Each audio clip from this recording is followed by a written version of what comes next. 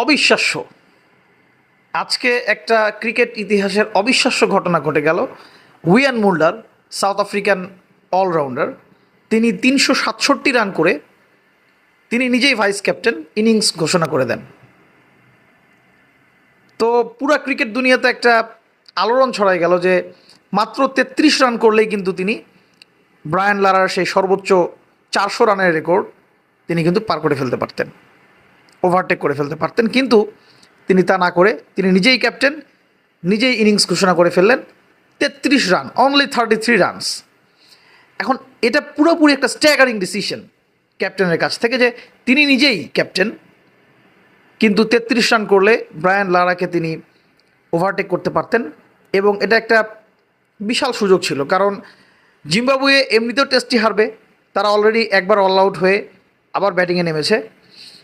তো এবং এটা ছিল ডে 2 এর ফার্স্ট সেশন, এবং তিনি ইনিংস ঘোষণা করে দিলেন।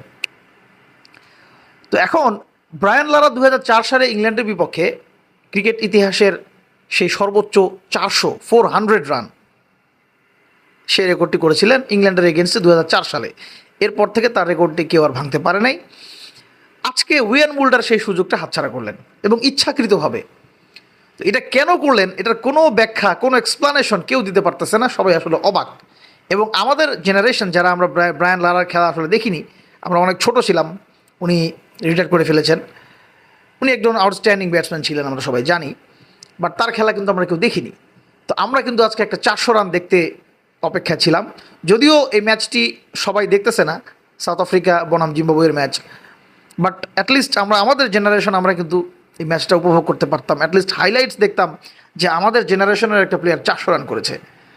এটা কিন্তু আমরা মিস করে ফেললাম। অনেকে বলতেছে যে স্যার ব্রায়ান লারার যে একটা রেসপেক্ট, তার প্রতি রেসপেক্টে উনি রানটি করেননি। এটা একটা আজাইরা কথা, এটা একটা বাজে কথা, কারণ কেউ কিন্তু কারো রেকর্ড রেসপেক্টের কারণে ভাঙবে না, এটা কিন্তু হয় না। ৩৭৫ রান করেছিলেন ব্রায়ান লারা ১৯৯৪ সালে, এবং সেটাকে ওভারটেক করে ম্যাথু হেইডেন এই জিম্বাবুয়ের এগেনস্টেই কিন্তু উনি আবার ৩৮০ রানে একটি ইনিংস খেলেছিলেন।